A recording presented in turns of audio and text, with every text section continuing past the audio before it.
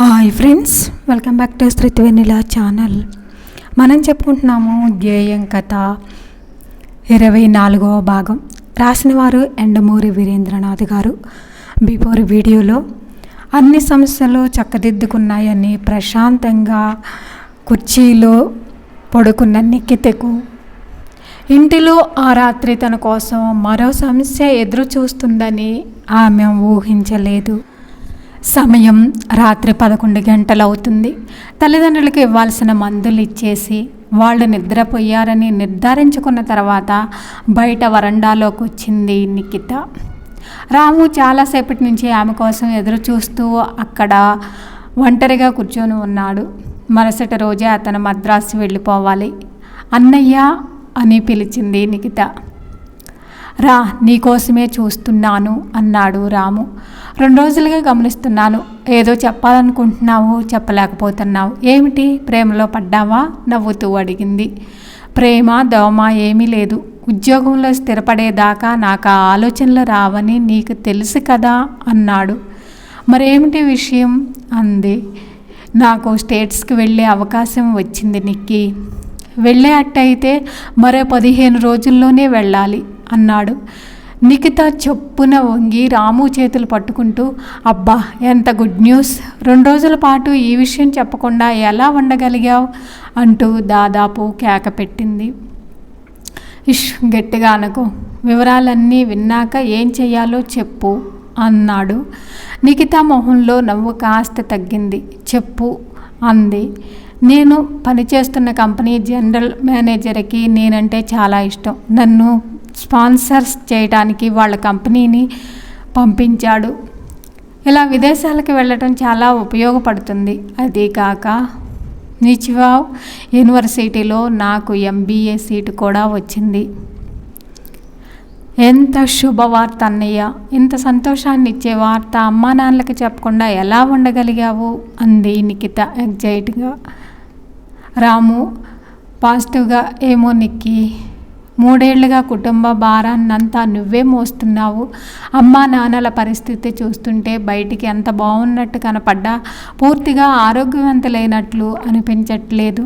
ఇంకో 2 ఏళ్ల పాటు మిమ్మల్ని అందరినీ వదిలి ఎలా వెళ్ళమంటావు అన్నాడు రాము.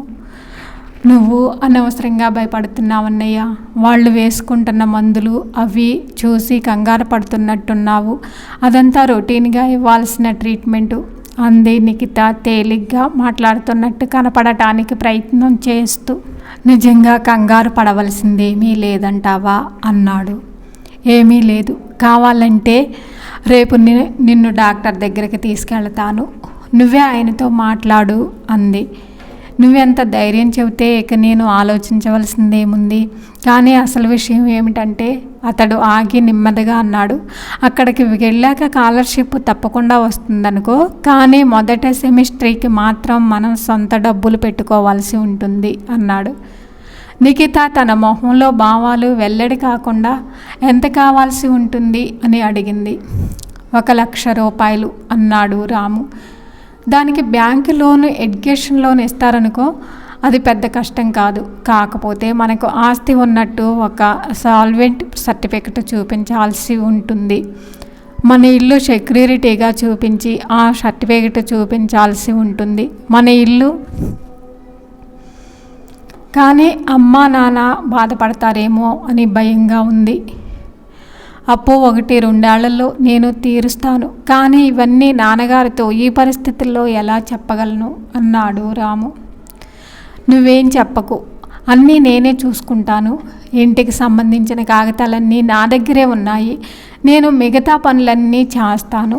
నువ్వు మద్రాసు వెళ్ళి నీ ఏర్పాట్లు నువ్వు చేసుకో అంది. రాము మొహం విప్పారింది. సంతోషంగా కుర్చీలో నుంచి లేస్తూ చెల్లెల చేతిని తన చేతిలోకి తీసుకుంటూ, thank you very much Nikhita. నాన్నగారికి ఈ విషయాలన్నీ ఎలా చెప్పాలా అని చాలా సతమతమైపోయాననుకో అన్నాడు. ఎంతో నొక్కి పెట్టినా అతని మొహంలో ఎగ్జైట్మెంట్ కనపడుతూనే ఉంది. అన్నయ్య, నువ్వు చదువులన్నీ చదవాలని ఎంత ఉబలాట పడ్డావో నాకు తెలియనిది కాదు.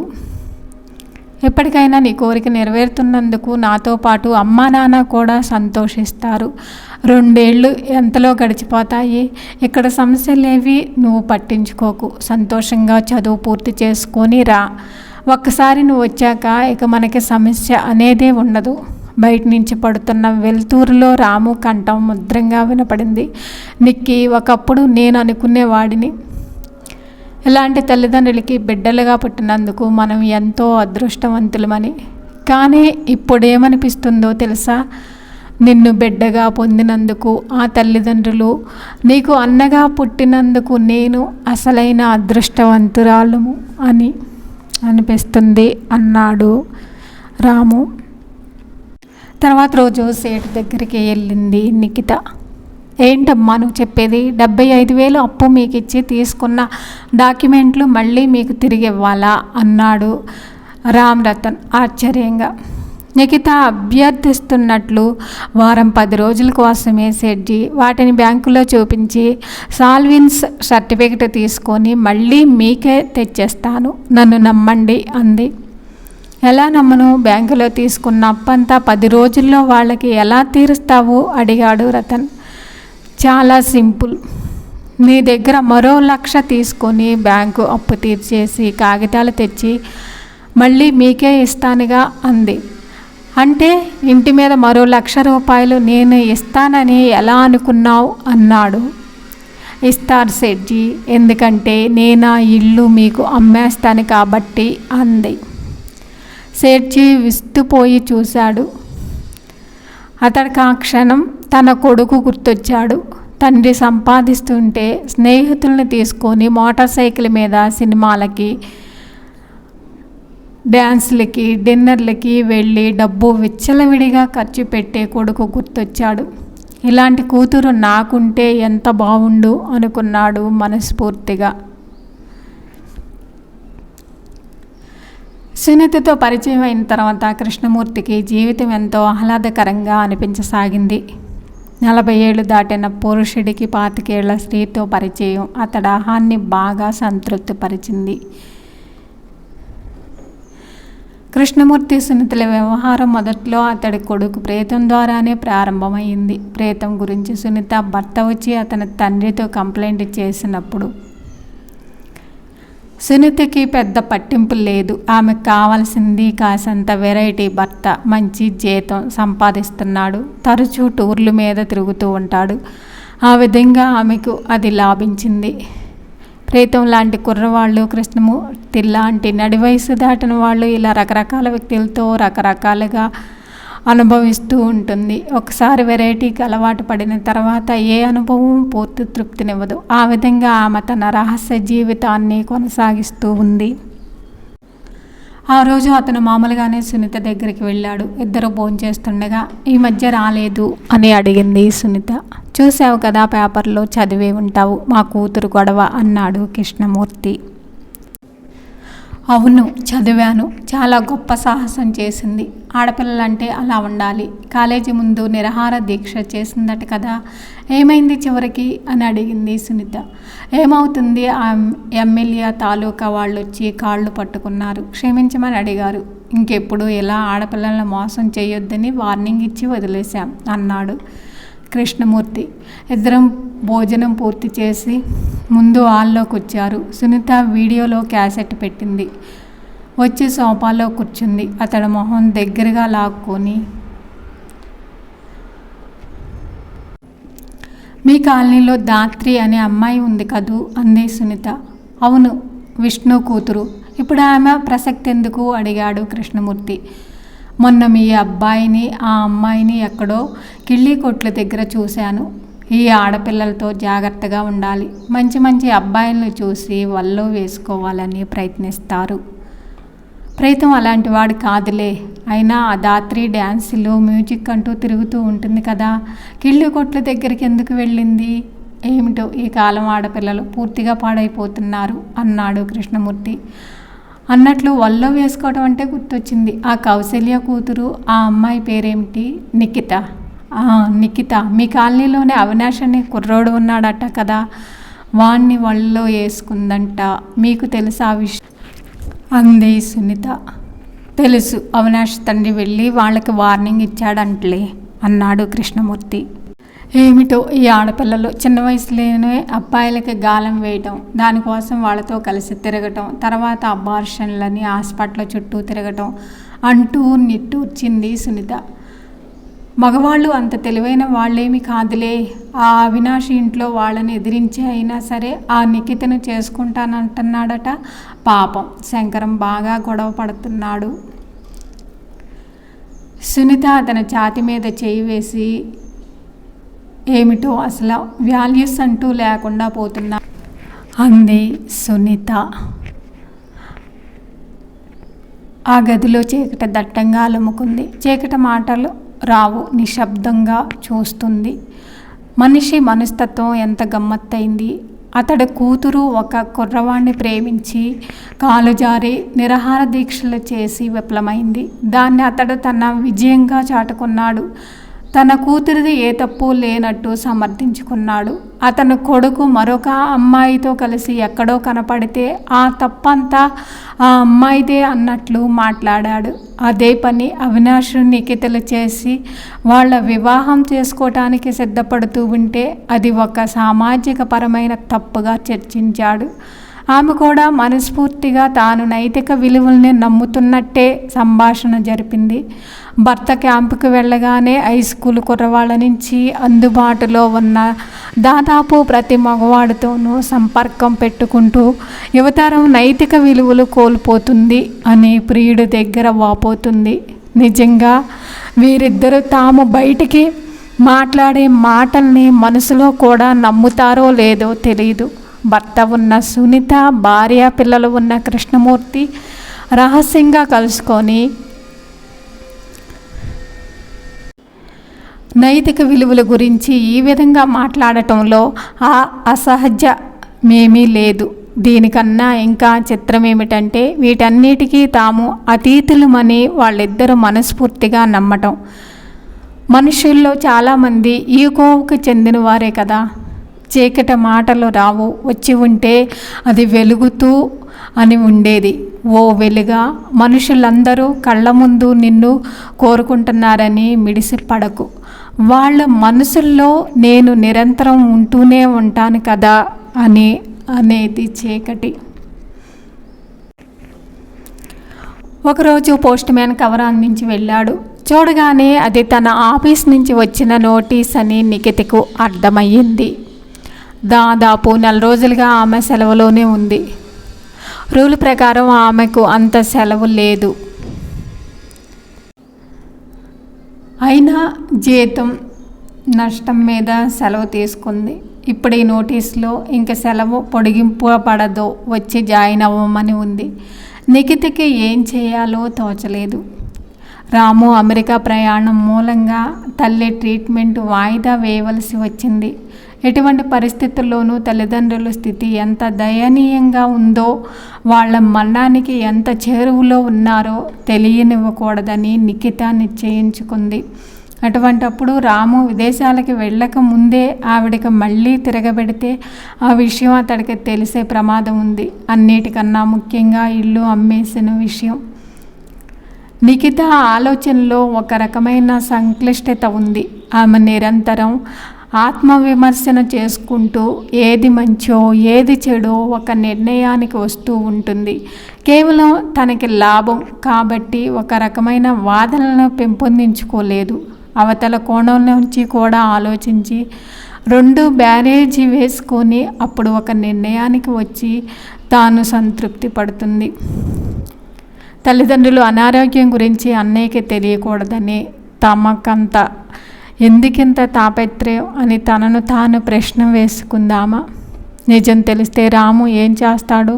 చదువు గిదువు ఏమీ వద్దని 2,000-3,000 రూపాయలకు ఒక ఉద్యోగంలో చేరిపోతాడు. దానివల్ల కలిగే ప్రయోజనం ఏమిటి? అది తన ఆర్థిక ఇబ్బందుల్ని, తల్లిదండ్రుల అనారోగ్యాలను తుడిచిపెట్టగలుగుతుందా? లేదు. అయితే ఆ నిజాన్ని ఒప్పుకొని వచ్చిన అవకాశాన్ని వదిలిపెట్టకుండా రాము విదేశాలకు వెళ్ళిపోతే అతడొక అవకాశవాదిగా, స్వలాభిపేక్ష కలవాడిగా చిత్రీకరించబడతాడు. చావు బతుకుల్లో ఉన్న తల్లిదండ్రులను బాధ్యతారహితంగా వదిలేసిన దుర్మార్గుడిగా నిందింపబడతాడు.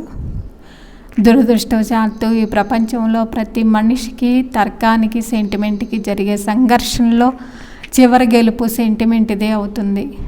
బాధ, విషాదం, త్యాగాలతో వాస్తవం కప్పబడిపోయి మనిషి ఆనందపు ముసుగు వేసుకొని ఆ సెంటిమెంట్ తన జీవిత పరమావధి అనుకుంటూ తృప్తి పడతాడు. అసలైన తృప్తి వాస్తవాన్ని గ్రహించటంలో ఉందని, సెంటిమెంట్లో లేదని అనుకోడు. ఎందుకంటే సెంటిమెంట్ కన్నా వాస్తవం జీర్ణం అవటం చాలా కష్టం. దశరథ కూతురుతో చెప్పాడు, నిఖిత, రాము విదేశాల నుంచి తిరిగి వచ్చే వరకు మేము ఉంటామో లేదో అన్నదే అనుమానమే. ఈ కొద్ది రోజుల్లో మన ఆర్థిక బాధలు, అనారోగ్యం అంతా మర్చిపోయి అందరం కలిసి ఆనందంగా గడుపుదాం. రాము ధైర్యంగా, సంతోషంగా ఇక్కడి నుంచి వెళ్ళటానికి తగిన పరిస్థితులు కలిగిద్దాం అన్నాడు. నిఖితాకి అది కరెక్ట్ అన్నట్టు తలూపింది. రాము కోసం స్వీట్లు చేసింది నిఖిత. అతడి బట్టలన్నీ ఉతికి ఇస్త్రీ చేసి సిద్ధం చేసింది. మార్వాడి దగ్గరికి వెళ్ళి సెల్ అగ్రిమెంట్ పూర్తి చేసింది. ఈ పనులన్నీ చేస్తున్నా ఆమెని ఆలోచనలు వదలలేదు. ఎందుకు? తను రాముకి ఈ విషయాలన్నీ చెప్పలేకపోతుంది. రాము చదువుకోవాలి, పెద్ద ఉద్యోగం సంపాదించాలి, జీవితంలో స్థిరపడాలి. అందుకని చెప్పలేకపోతుంది. ఈ విషయం అతనికి తెలిస్తే, నీకు విదేశాల చదువులు వద్దు, చివరి రోజుల్లో అమ్మా నాన్నని కనిపెట్టుకొని ఉంటాను, నీ చెల్లెల్ని ఉద్యోగం చేసి తల్లిదండ్రులు పోషించే స్థితి నుంచి తప్పిస్తాను అనే పై చదువులకి వెళ్లకుండా ఆగిపోతాడు. ఒకవేళ తన అన్నయ్య ఇప్పుడున్న పరిస్థితుల్లో తను ఉండి తనని విదేశాలకు పంపించవలసి వస్తే ఏం మాట్లాడతాడు?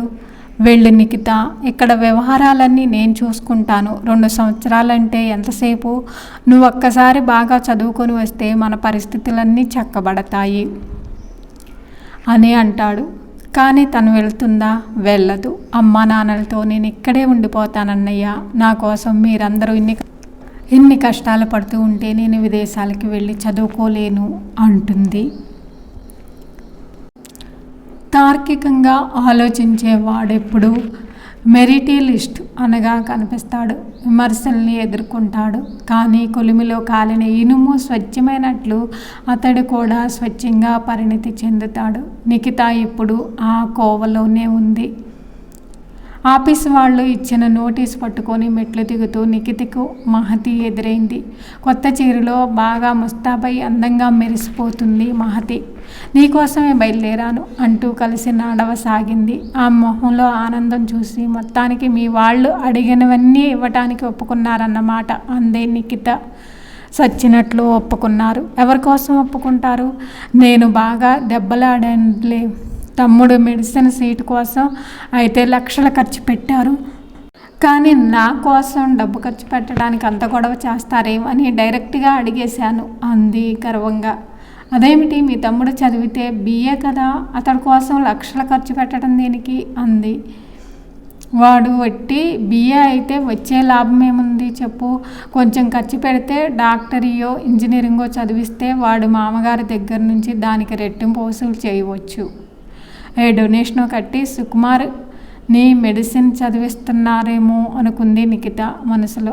ప్రస్తుతం మెడిసిన్ చదవటానికి అంతకన్నా పెద్ద వ్యూహాలు ఉన్నాయని ఆ అమ్మాయికి తెలియదు. నిఖితతో మహతి, ఇప్పుడు నాకు పెద్ద సమస్య వచ్చి పడింది, అందుకే నీ దగ్గరికి వచ్చాను అంది. నిఖిత వస్తున్న నవ్వును ఆపుకుంది. నిజమైన సమస్యలంటే ఏమిటో ఈ పిల్లకి ఇంతవరకు అనుభవంలోకి రాలేదు. అసలు పేరంటానికి వెళ్ళడానికో ఏ చీర కట్టుకోవాలో అన్నదో కూడా బహుశా మహతికి సమస్యగానే వస్తుందేమో అనుకుంది. ఏమిటో చెప్పు అంది. నాతో బ్యాంకుకి రాగలవా అంది. దేనికి? డబ్బులు వేయాలా తీయాలా అడిగింది నవ్వుతూ నిఖిత. ధ్యేయం తర్వాత భాగం నెక్స్ట్ వీడియోలో చెప్పుకుందాం. ఈ వీడియో మీకు నచ్చితే లైక్ చేయండి, కామెంట్ చేయండి. Please subscribe my channel. Thank you for watching.